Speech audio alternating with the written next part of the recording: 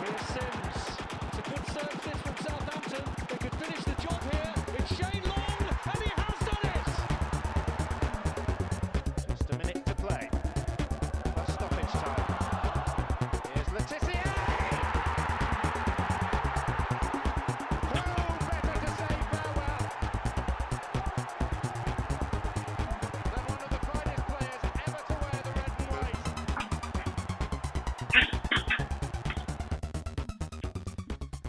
Well, hello and welcome back to the Saints FC podcast. And I'm absolutely delighted to have my good old friend, who I'd nearly forgotten all about, on the line. It's Tom Parker. Tom, how are you? How the devil are you? How's lockdown? How's the baby? Have you gained weight? Have you lost weight? Have you got bored of Zoom calls yet? What's new in your life?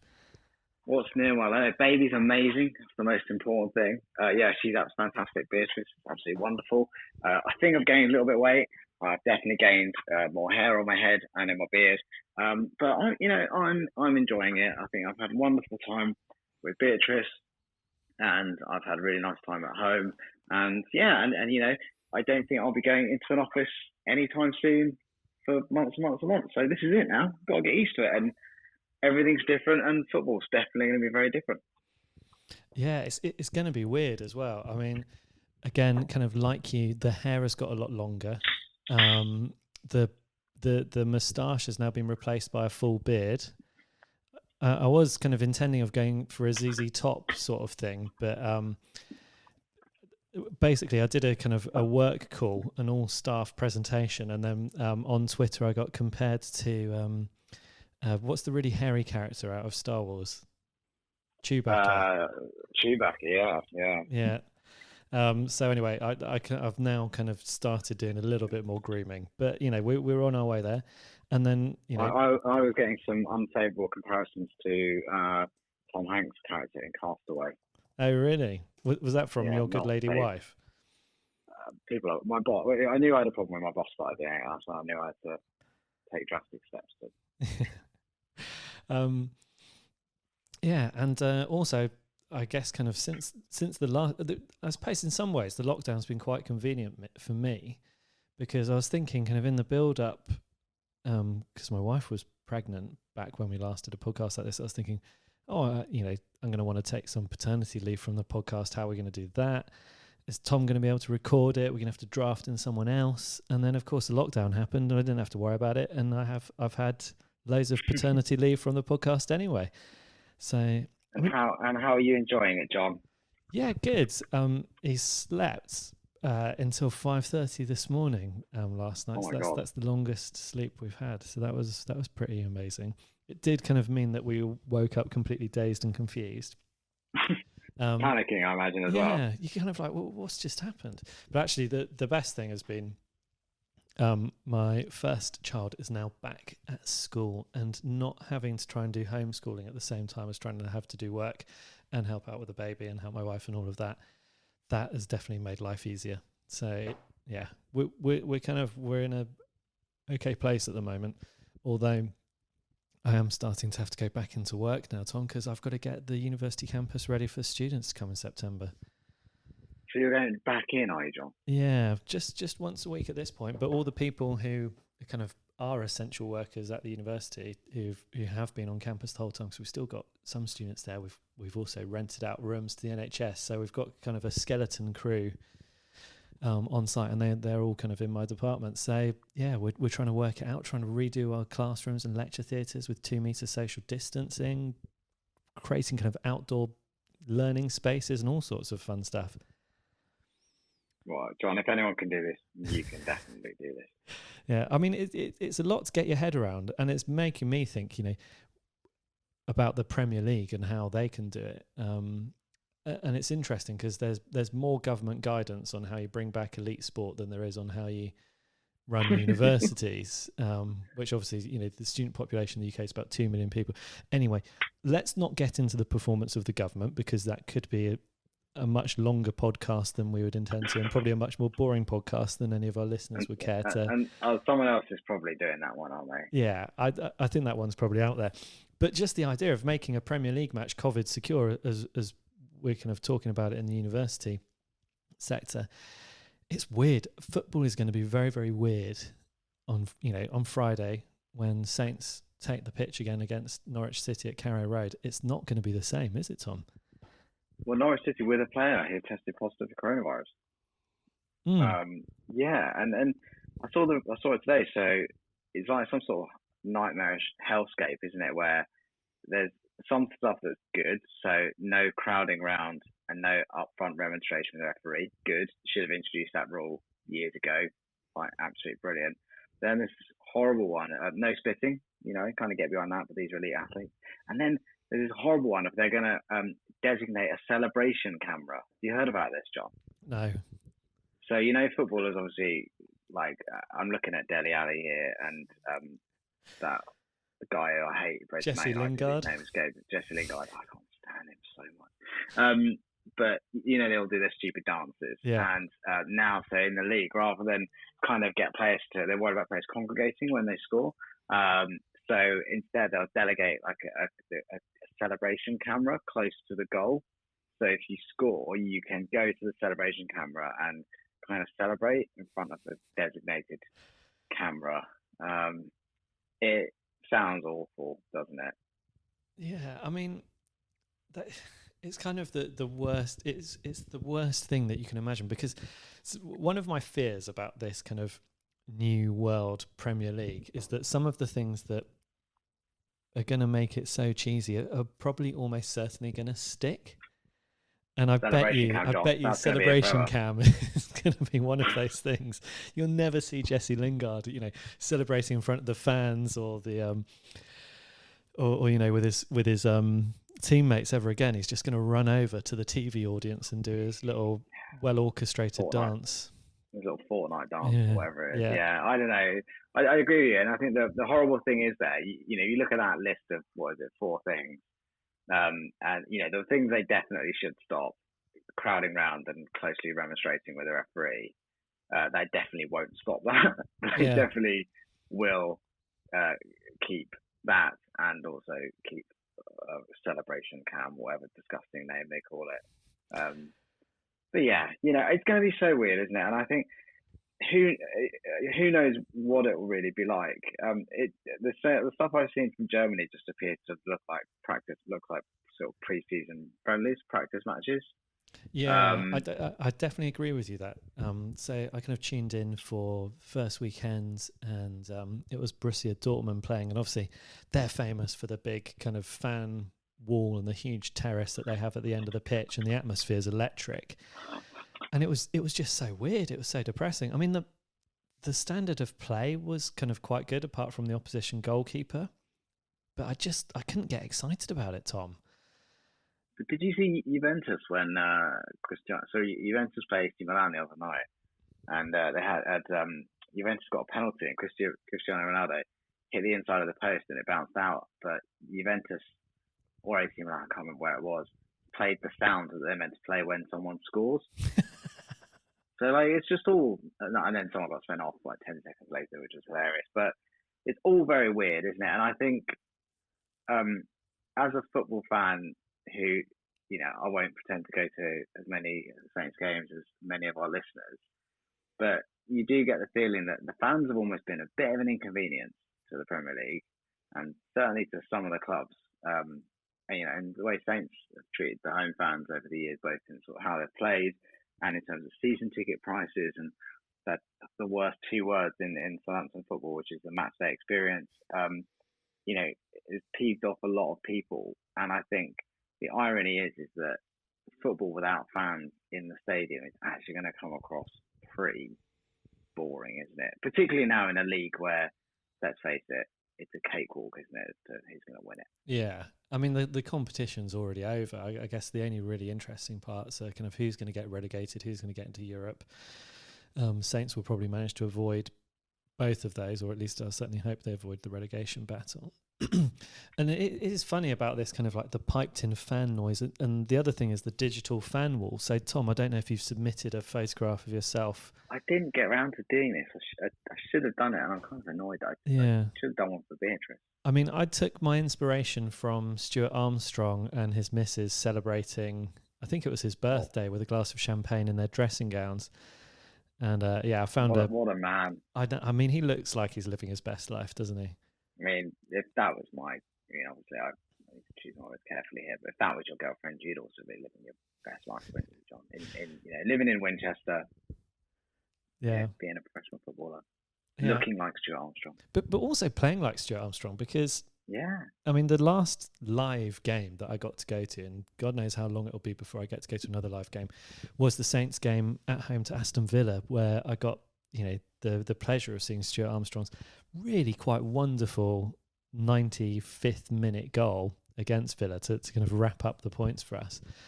And it looks like, and then this is obviously massive caveats, but it looks like he's kind of managed to maintain some form during the lockdown, because he got 2 goals against Bristol City. I mean, he got it all the business done, I think, within about 6 minutes of the game starting. Yeah. There was another 129 minutes left of the most bizarre game of football ever, spread over 3 halves of 45 minutes. I know that doesn't make any sense.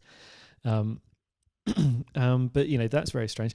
And then I suppose, other strange things that we're going to see. I don't think we're going to see any other 135-minute long football games, but the 5 substitutions rule, but you still have to make your substitutions in 3 chunks. Have you picked up that one, Tom? Oh, I didn't realise it had been in 3 chunks. So essentially, if you are somehow beating Man City or Liverpool, they can throw on 3 forwards, in one go, as well as having 2 other subs. Yeah, I think kind of this is the idea, just to make sure that the halves, the bigger teams have even more of a chance. Yeah, against we can't have anything about them not having a chance. I mean, you have to think about what it's all about, John.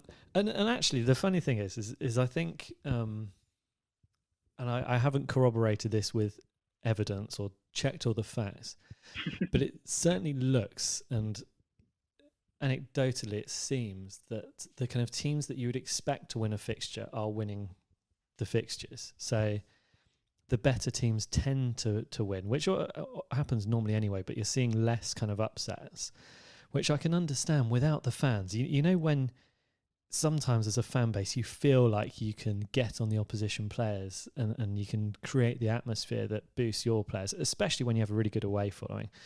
You can kind of really kind of spike up an atmosphere, I suppose. And I think what they found in Germany is that the bigger teams tend to be just winning as you'd expect, or kind of as you'd expect if you take football down to its, without all of the extra stuff and excitement around it, and just say this player is faster than that player, so that player is going to win the ball 9 times out of 10. And that's kind of what's happening. So then to have the 5 substitutions as well, I think we're probably going to see the bigger teams stretching the league out rather than a bunching up in the middle. But what does that? I mean, what does this? Because obviously that could mean a lot. What does this mean for Saints? Because we've got a not small squad. We've probably got quite a few attacking players. You can argue about the quality. And if we look at the games we've got, we've got some tough ones, but we've also got some eminently winnable games in our 7 games left. I think it's nine games we've got left, Tom. 9 games. Sorry, you're right. Yeah, 9 games we've got left. I mean, I'd argue that 6 of those are winnable. Right. Should we go through them quickly? Just to set some context for the listeners and not just for the podcast participants. So, Tom, we're starting off against Norwich City away. We are at Carrow Road. Yeah. Friday night. So Norwich beat Spurs in a friendly, but they have also lost a player to the coronavirus. I was kind of, my first thought when they lost a player to coronavirus was, oh my gosh, the whole team are going to have to be kind of distancing or isolating. But of course, it's not the case, is it? Because they test all the players regularly. So when that tested one twice a week. Yeah, exactly. So when one player got a positive, all the other players would have got a negative, so they immediately know that they're not infected anyway. So I think it's just going to affect the one Norwich player. So I'm not expecting. John, who would you like it to be? Obviously, we don't want anyone to get seriously hurt, but this is football. So who would you like out of that Norwich team? So hypothetically speaking, and not knowing any of their underlying medical conditions, and hoping for a speedy recovery, full recovery, and all of that, all of those caveats. Saturday, yeah, after Friday, yeah. I guess Pukki probably. I mean Cantwell maybe. But Bundia is the troublemaker, isn't he? He's the one that creates everything. He is, but he's kind of one of those players which I think that Saints are quite good at controlling. Do you know what I mean? Oh God, Whereas don't say that, John. Famous last words. But you know what I mean? I think like Pukki and Cantwell, they're more explosive. They're less easy to predict. You know what I mean? Yeah, I guess if Bundia as a midfielder, you could probably hope that between sort of Armstrong, Ward-Prowse and Højbjerg, they would kind of sort him out. Yeah, exactly. Whereas that as improved as the form of Bednarek and Stevens is, they're gonna struggle, as they did when we played Norwich earlier this season against a big lump like Pukki. That's and Cantwell is just one of those irritating players like Tom Davis that seems just to play well against us. Yeah. I mean, he's got that kind of sort of flair and magic that he turns on every now and then. So it's the next game after that is Arsenal at home, and it's a bit like a Europa League week because we've got Arsenal on the Thursday and then Watford on the Sunday. So those are our first three fixtures. Interesting games. Yeah, I mean, I think ideally what you want Saints to do is get the relegation race done over and quickly, and you want us to get ideally 4 points from those first two fixtures. Yeah, I think that they might struggle against. They should beat Norwich. Shouldn't they? Really, I mean, they're a better team than Norwich, and you imagine that the home crowd would have been a big bonus for Norwich. I was reading before they all agreed to come back. Apparently, one of the sort of problems they were having was that a lot of the I hate to say it, like smaller clubs, probably Saints probably not because our home form's awful, but your Norwiches and your Brightons were saying, well, actually, if you play games at neutral grounds, which is what they were talking about at the time, that severely disadvantages us because our home grounds, our home support is important to us. But obviously, there is no home support now, so kind of we're just going to go into a very flat carrot road, and we'll probably stadium that in my experience, not St Mary's, it might be a bit more positive. No. Yeah, it'll be interesting. Yeah, it is going to be weird, I think. I'm like trying to kind of work out whether there is still a home advantage or not. I think there must be because the dimensions of the pitch and everything. Yeah, there is that, and also just the familiarity of your changing room. You not traveled the night before.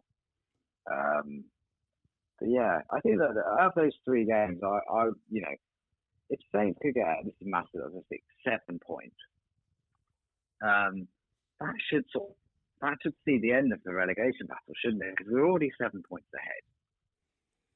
Yeah, I actually think even all we probably need is another 4 points.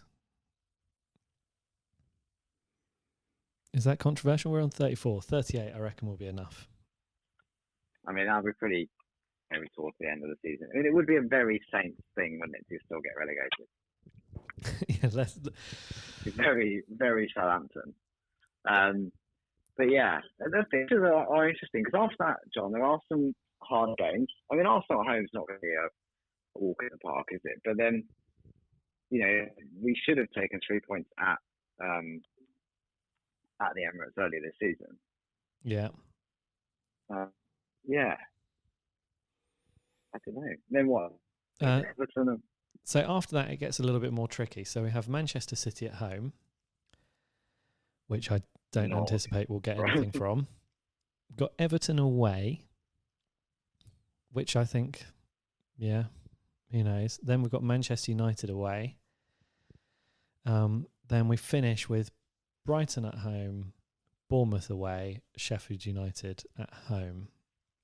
And that's kind of why I'd like us to get it done in those first 3 games. You know, the Norwich, Arsenal, Watford, it would be really good if we pick up some points there, because I think Man City, Everton, Manchester United could be a pretty tough run. And then we don't really want to be playing Brighton, Bournemouth if they're desperately trying to survive, but we're kind of a little bit more comfortable. And then Sheffield United, who could potentially be going for...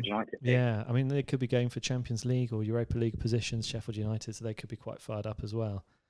So I think kind of this opportunity, you know, at those first 3 fixtures, I think are the most important ones.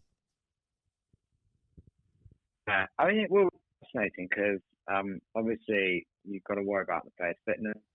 Obviously, Saints' fitness is crucial to the sort of the high press, and you've got to hope that it's not too impacted, you know, in terms of the fitness. But also, you wonder with a manager that has such a defined system that seems to rely so much on the sort of pressing the right areas and the right things at the right time, that it's extra time that perhaps the players might be a net benefit to Saints.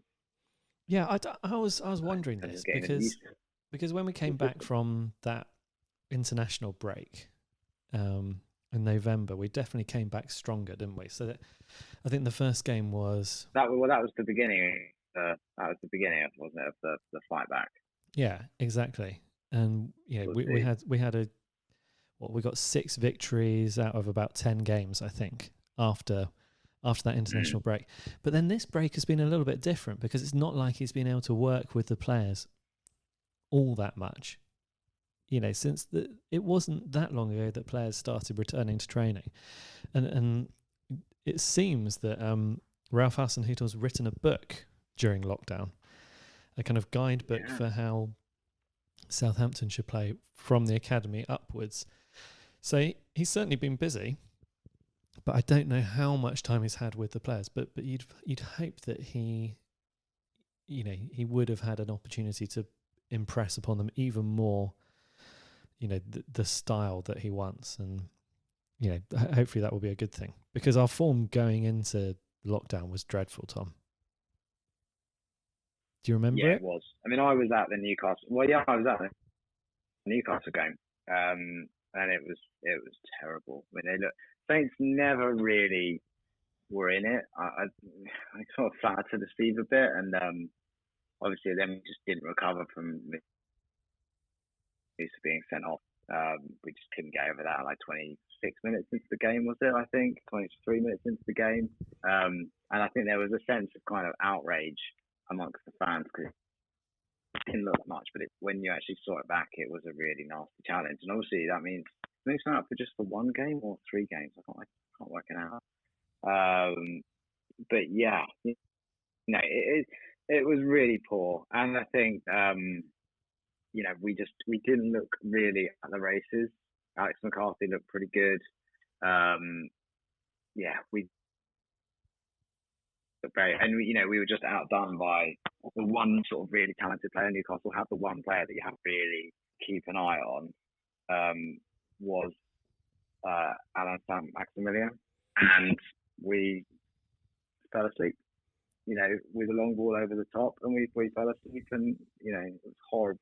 It was a really horrible game, to be honest, for Saints fans. Just, you know, you see one of your leading lights get suspended, everyone looks kind of rubbish and fed up, and you lose 1-0 to a team like Newcastle. Yeah, I mean, not great, is it, to kind of think about that? And then this is kind of like part of our, you know, do you remember football? Do you remember what we used to be like? And the game before that was the game against West Ham as well, which again was a dreadful demonstration of not being able to deal with a big man up the top. So yeah, and Norwich have got that, and everyone's got that in some form, apart from Saints.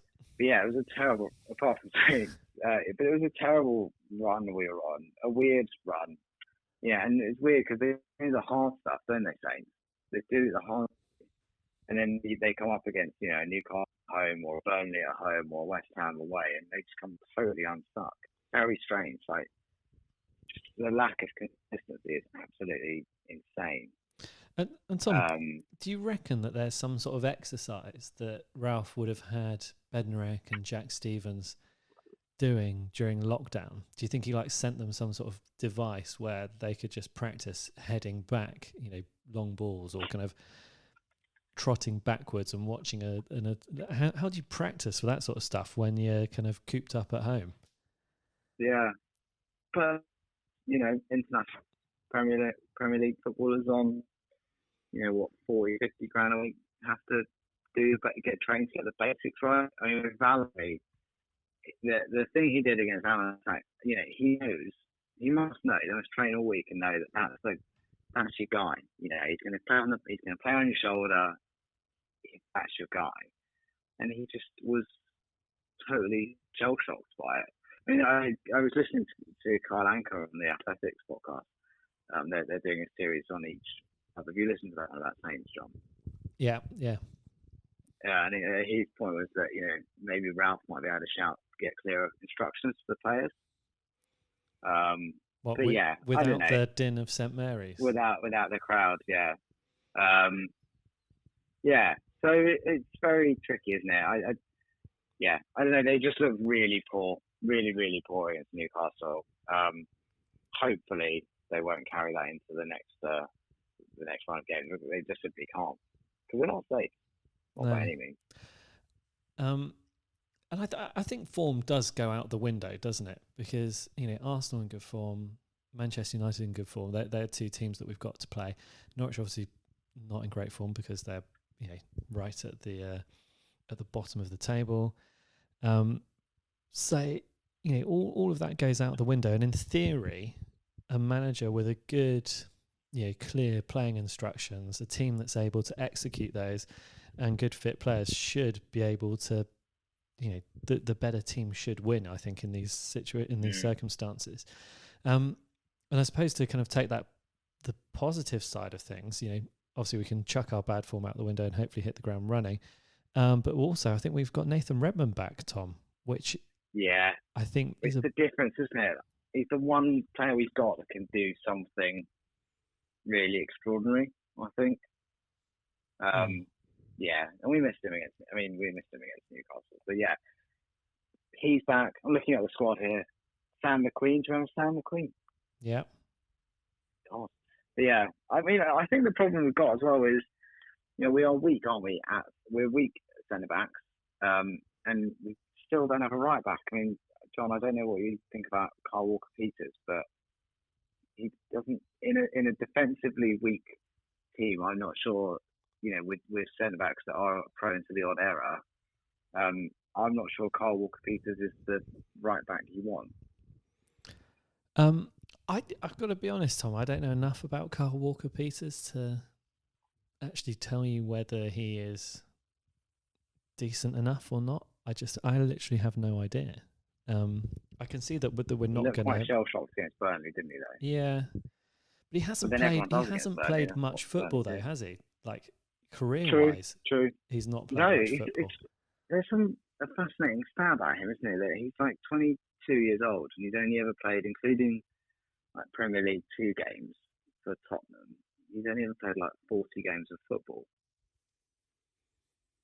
Yeah, something ridiculous. He's just not very experienced at all. Yeah, so I guess kind of with Carl Walker-Peters, you've probably got a 22-year-old that is a bit more like putting a 17 or an 18-year-old into the squad. Yeah, you're absolutely right. Yeah. I think it will be really. I mean, Shea Adams. This is an opportunity for Shea Adams, isn't it, to crack on? Yeah, it's just so weird, John. It doesn't feel real, does it? No, I wonder if it will. On Friday when we give away a lead against Norwich and suddenly it all come flooding back. We'll remember what it feels like to be a Southampton fan. The other thing I love the goal of Bristol City scored again as well, where we couldn't defend the ball and someone lashed it home. I was like, classic. But yeah, it's right. We haven't worked on that in the time off. That's for sure. No, but let's focus on another positive. Will Smallbone. Oh yeah. Where's he going to fit? I mean, he looks good, doesn't he? I feel sorry for him because he shouldn't really have played against West Ham, should he? No. And he got monstered in that game. And you just hope he's not like Jake. What is it? Who was the one that everyone loved? The Jake Hesketh. Yeah, Jake Hesketh. Yeah. That everyone thought was going to be the bee's knees. And was it Pochettino? Well, Koeman played him in a game away at, I think it was away at Burnley, wasn't it? Mm. And he got monstered, didn't he? He just got beasted off the park, and he's just never been seen again for Saints.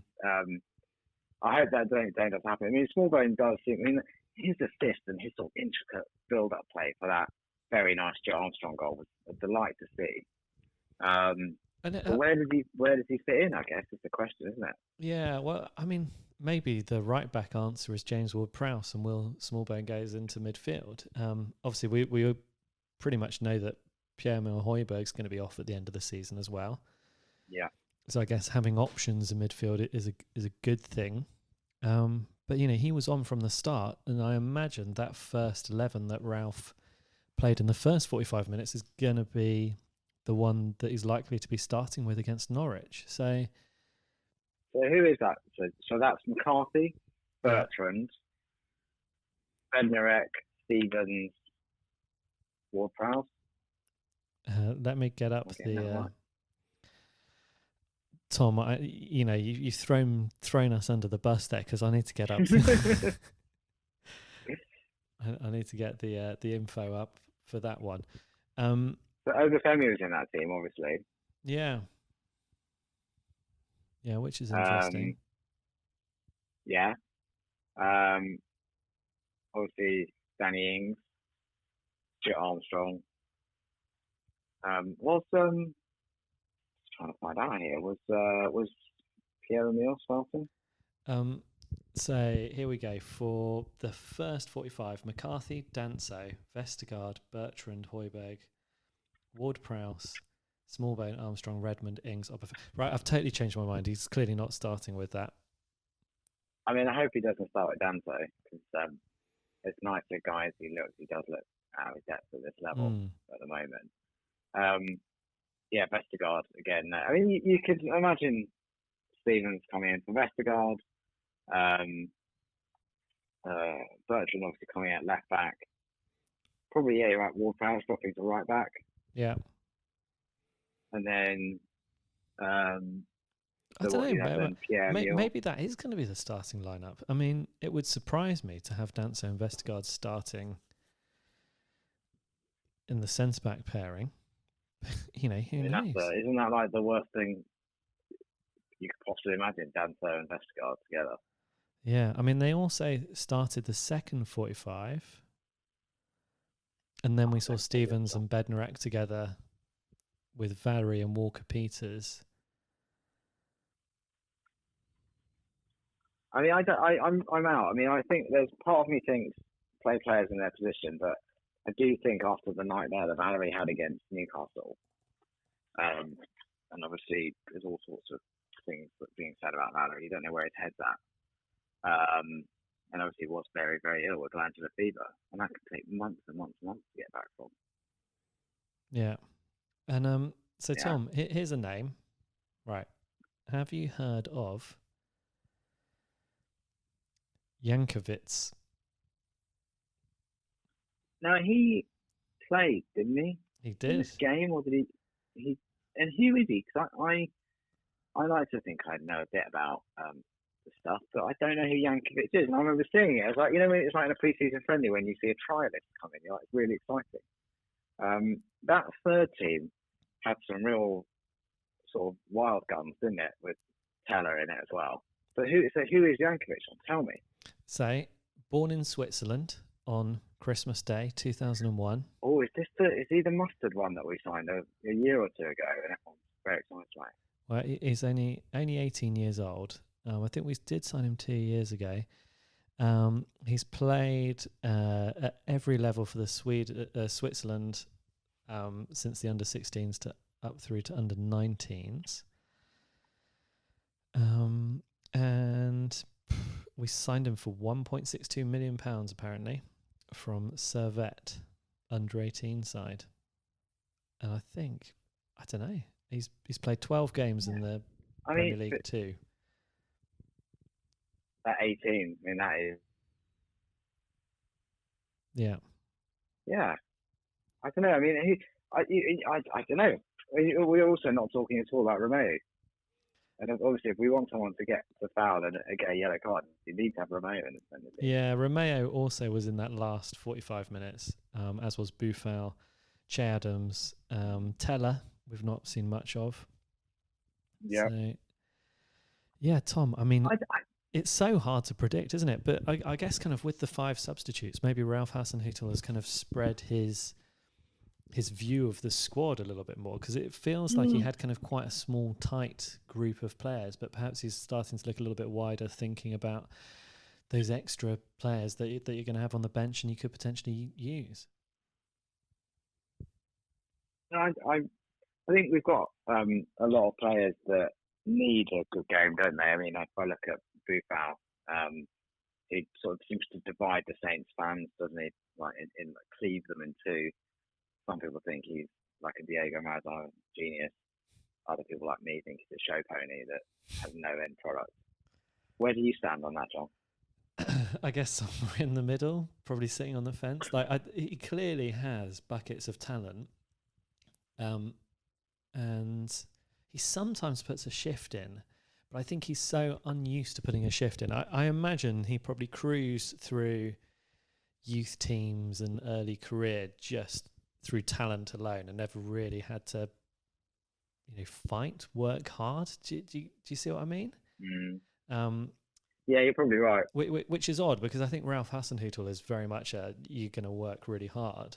And we've seen a little bit of that from Boufal this season. So, it's whether he can do both at the same time. Because if he can work really hard, win the ball back, and then also just turn on the magic, which he clearly has within him, but actually put it to some use, then, I'd like him to be more than just that goal against West Brom.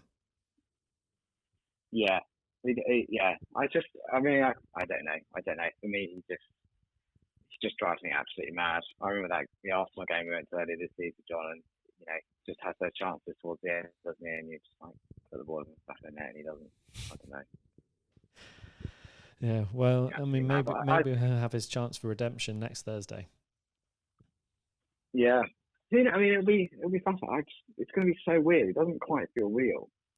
I mean, I was actually in favour of them just stopping the season and just starting again next season. Yeah. I thought that would actually be easier.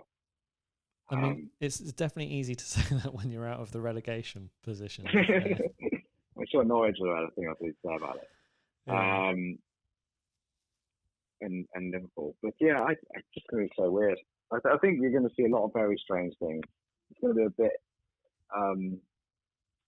like a sort of weird tour. Like it's just nothing, very muted celebrations. It's still going to feel a bit flat, isn't it?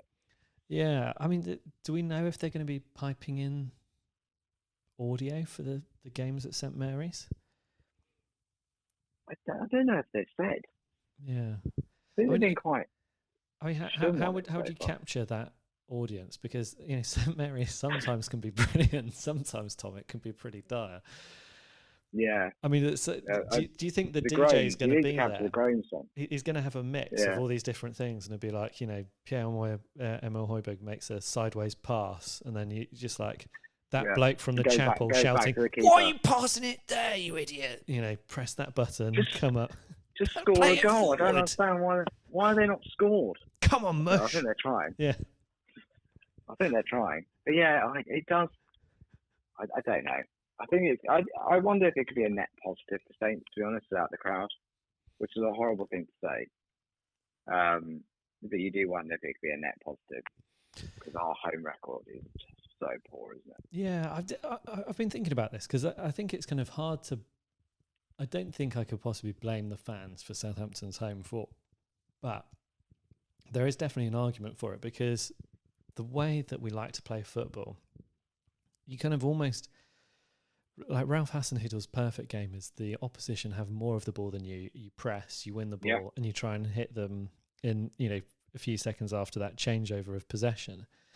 And when teams come to St Mary's, they tend to sit deeper, play slightly more kind of relaxed, more possession. They don't, they don't kind of like attack us, and that has always been a problem. Under Ralph Hasenhüttl, I think, for our home form. So it'd be interesting without, our team's still going to set up differently when they go away from home in this situation. Yeah, do they need to? I mean, it's interesting because you imagine like somewhere like Old Trafford, all of a sudden just becomes a little bit less intimidating, doesn't it? Yeah. And you wonder if they might get fewer decisions as well without, Yeah. And also, if the grounds weren't intimidating, like I think you'd argue St Mary's is probably not an intimidating ground. Certainly not in the way that Dell was. Therefore, Saints don't really lose an advantage. Whereas, if you are like a West Ham, actually no, West Ham, I think they're older West Ham, but I don't know. If you are like we have a smaller ground, older ground like a Norwich, or that is an advantage you can get that you no longer have. Yeah. Who knows, John? Who knows what mystery? This is the thing, Tom, isn't it? Find out on Wednesday. We try and do this podcast to kind of provide some answers and some thought for our listeners. I feel like this episode we've just gone through and gone, yeah, don't know. I think we're all a bit baffled here, Tom. I mean, listeners, you know how to get in contact with us. It'd be lovely to hear from you again, because it has been a little while since we did hear from you. saintsfcpodcast@gmail.com and obviously at saintsfcpodcast on Twitter. But we'd love to hear your thoughts, following the game against Norwich, what your expectations are for the games against Arsenal and the games against Watford. If you want us to kind of comment on some of the other things. I mean, there's been so many different things. I was trying to remember football before we started recording this, and I was thinking, I think the last game of football I watched before the lockdown was probably Liverpool losing to Atletico Madrid on the telly. Okay. That was a good game. Yeah, that was a really exciting game. And I remember at that point, everyone's like, oh, should this be happening? And then was it Mikel Arteta tested positive for the coronavirus? And then suddenly they were cancelling games. And the Premier League effectively went into lockdown before the rest of the country, didn't it? Because they decided to stop playing fixtures before March the 23rd or whenever it was when we entered the lockdown. And there were still things like the Cheltenham races going on as well. Yeah. Well, that game I went to, the Newcastle game, was on the 7th of March. It does kind of seem nuts that they got 32,000 people in the same space, 3,000 of which then went up to Newcastle. Yeah. Again, it does seem kind of insane. But then they did Cheltenham, 250,000 people, so who knows? I think my brother commented that he thought that he'd never seen such a big queue for the wash basins at St Mary's. So it's like, ladies who listen to the podcast, I'm very sorry, but normally in times before pandemics, a lot of men never washed their hands when they went for a wee. John, you're telling all our man secrets here. You're going to get us all in trouble. So yeah, I don't know. Are you watching? Obviously, you'll watch on Friday, John. Oh yeah, I'm definitely going to watch. Yeah, I'm going to watch. No question. On Sky, isn't it? So if you got Sky, well, now TV, it's free. Yeah.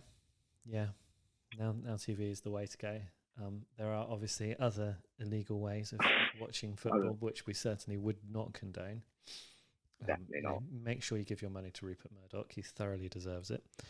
And I think all of the first 3 Saints games are on the free Sky. They are stuff. Yeah. So I don't think you have to pay for it. Now TV.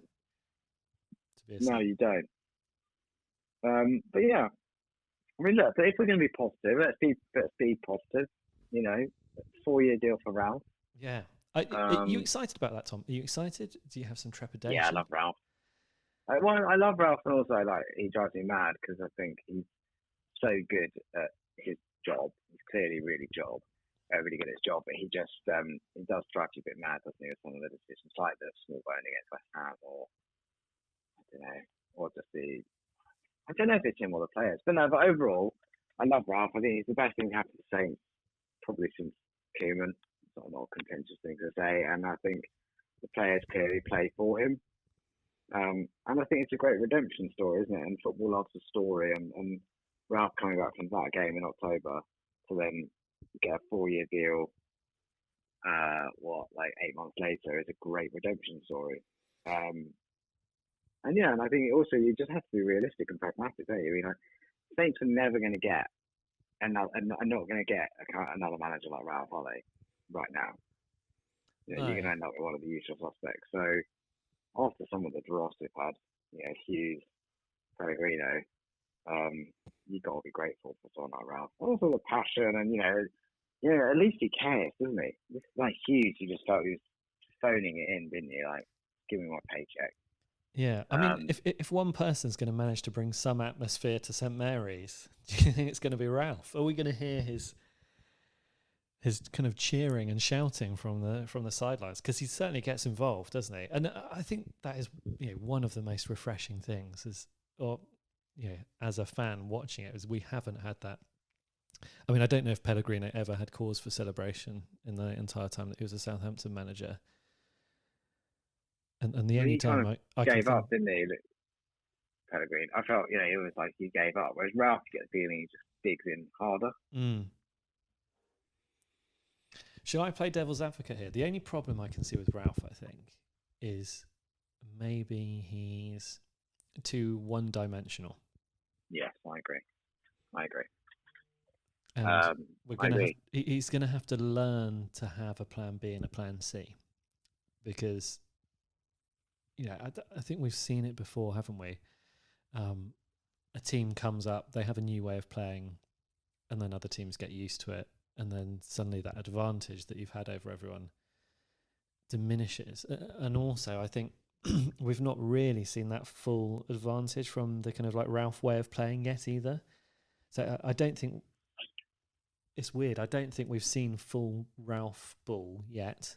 I think there's still I think there's more to come, but I also think he needs a plan B. He needs to figure out a way how he can play against those kind of big, muscular, more direct sides. I mean, it'll be interesting with Norwich in particular, because Norwich, despite their league position, they have not given. I admire them greatly because they've not given up their way of playing. They do try and play football, don't they? And they keep.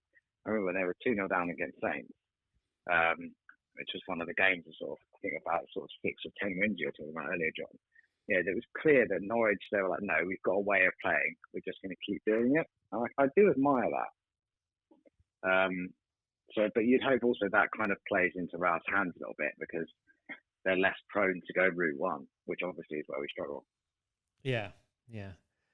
I think Norwich are a team that are well suited for our style of play, because I think they do try to play football in those kind of inverted comma sort of marks, much more so than a team like West Ham or Burnley or Newcastle, who we suffer against. But all three of those teams will be in the Premier League next season probably, and we can't just write off 6 fixtures like that at all. So that is definitely where we need that plan B. We need to stop losing, both games in a season to teams like Newcastle and Burnley, don't we? Yeah. It's insane. But that is just every season. We're not getting any points from those games. There are positives. I mean, I think it's a shame that Nepo is injured, is suspended, but there are other positives. And I think we might see a sort of couple of young players come off, like you say, like Jankovic. You might see Nathan Teller. Yeah, get a run out, Smallbone get more of a place, and that's. And I would have been more worried about Gineppo being out without Redmond being back, because I think the magic that Gineppo has, Redmond also has that sort of ability. Yeah. I think Redmond, Long, and Ings is a great front three for Saints. A really great front three, and that's who I imagine you'll see start against Norwich on Friday. You know what? The more I talk about it, I'm getting excited now. Yeah, good, Tom. Yeah. Let's build up this excitement. Shane Long, another 2 years. Are you excited about that as well? Yeah, I love Shane Long. He's great.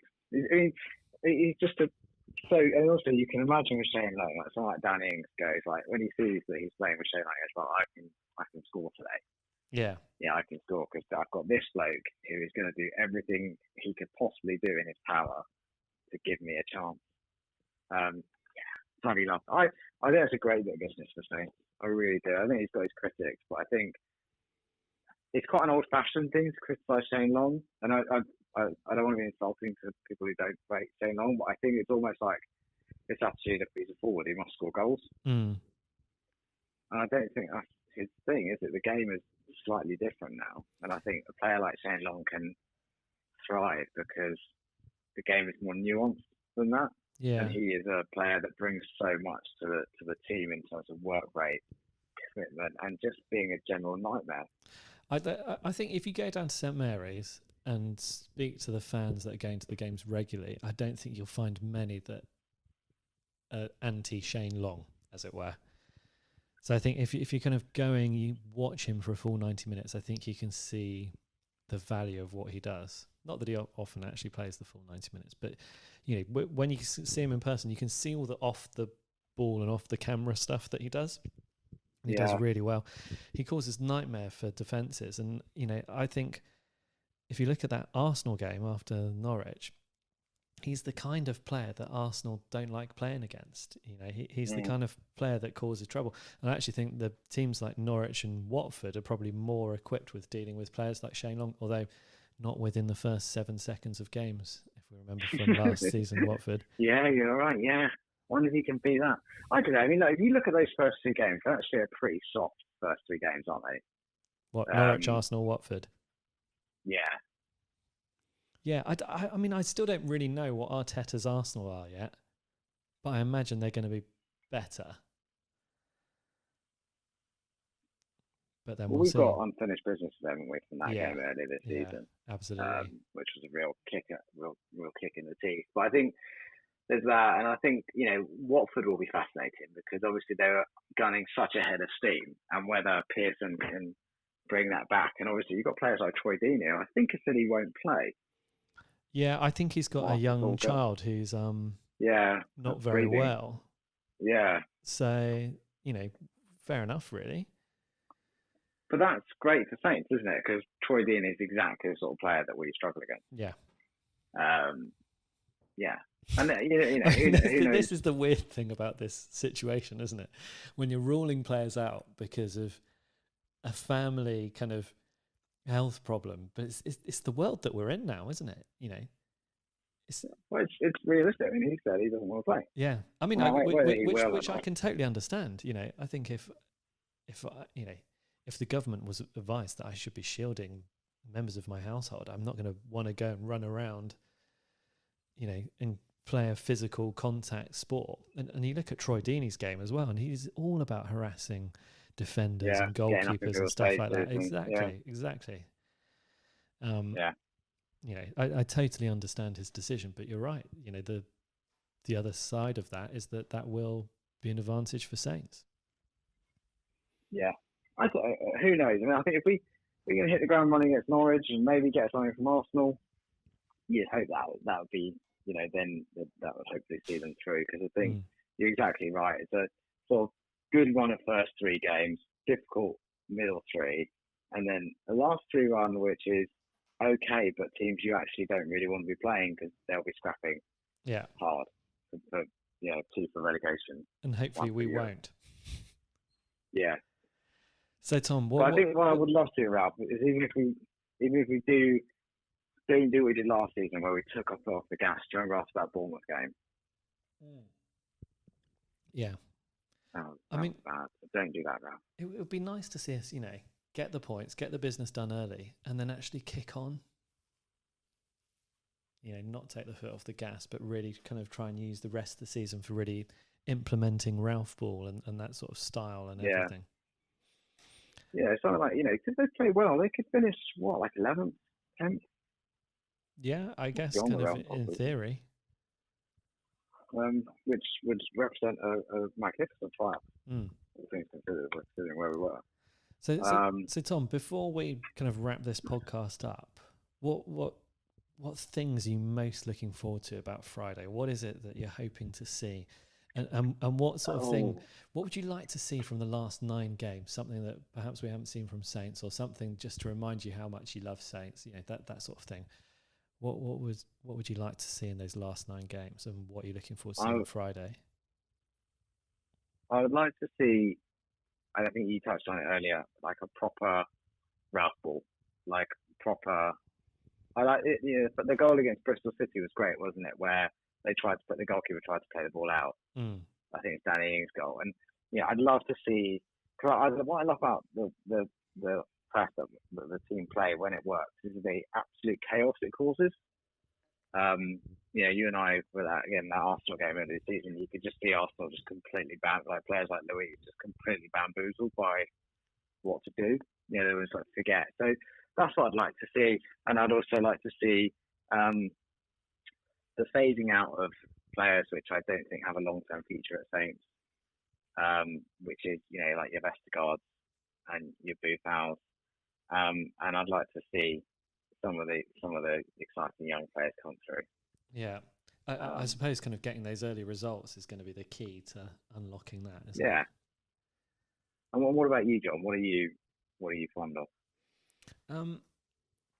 One of the things I'm most intrigued about is how flat I found football, kind of the stuff in Germany and Italy, and I want to know how much am I going to feel it on Friday. I'm quite intrigued. Like, I think I'm just going to be there fully, adrenaline and everything, but I'm quite apprehensive about that. Something I'd really, really love to see is Che Adams get his goal, because I think he deserves it. Really I think he's actually played really well this season in the time that he has spent on the pitch. And I think he's got a lot of unfair attention, whereas I actually think, he's been really good. And again, I think he's another player, like you said about Shane Long, that when Che Adams is on the pitch with Danny Ings, I think Danny Ings thinks, well, I've got a really good chance of scoring here because Che Adams is going to create chances for me. And that is an important thing. But I would like to see him get his goal, just so he could get that off his back, And then the other thing as well, I guess the kind of the Ralph ball and the goal that you're talking about against Bristol City. We've seen two really wonderful goals this season. My two favourite goals this season are, and it doesn't even include the Gineppo one against Sheffield United, which was lovely, but the goal against Chelsea, the multiple passes, and the goal against Tottenham at White Hart Lane in the FA Cup. Yeah, Nathan Redmond and then for Danny Ings. Yeah. Which I think was... two really brilliant goals. Yeah, one beautiful kind of counter-attacking play, one beautiful build-up play. And I think we're capable of that sort of stuff more now. And I'd love to see another goal like that, champagne Southampton football that we can take from these next, 9 games. It would be a little bit of a shame for that to have been stolen from the magic of seeing something like that live. But, we're all going to be stuck to the sofa for the next 9 games, whether we like it or not. And so it would be wonderful to see another goal like that. Yeah, I agree. And I think with Redmond, with Ings fit and Shane Long, you've got every chance of it. I'm excited a bit, John. I'm feel galvanised now. Good. Feel good. Excellent. Well, should we leave it there on that good feeling, Tom? Yeah. Is that the point to leave it? Tom. Right, okay. I think so. Leave on a high, they say.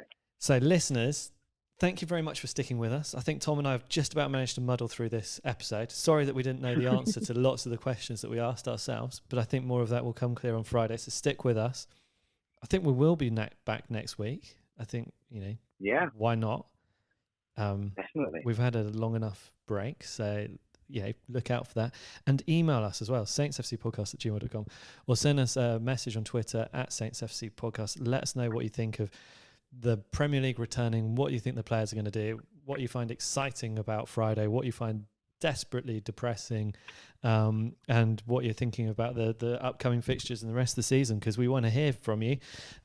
Give us some questions for us to think about and try and work out the answer and do better than saying, I don't know what the answer is. Yeah. Or give us the answers to questions so we can pretend they're our own. So we can actually sound intelligent for once. Yeah. That's a better idea. Do that. Right, so, ladies and gentlemen, boys and girls, it's been an absolute pleasure talking about the Saints again, and I hope you've all enjoyed it. And, come on, Tom, let's hope we might see Saints win a game of football, this week. Wouldn't that be exciting? Say that. Say that on Friday night. What a way to start the weekend. I've got to remember which button on my machine when the Saints go marching in is. So I'm going to try this one, and then I'm going to fade out. So cheerio, everyone. Goodbye. Yes, it's the right button.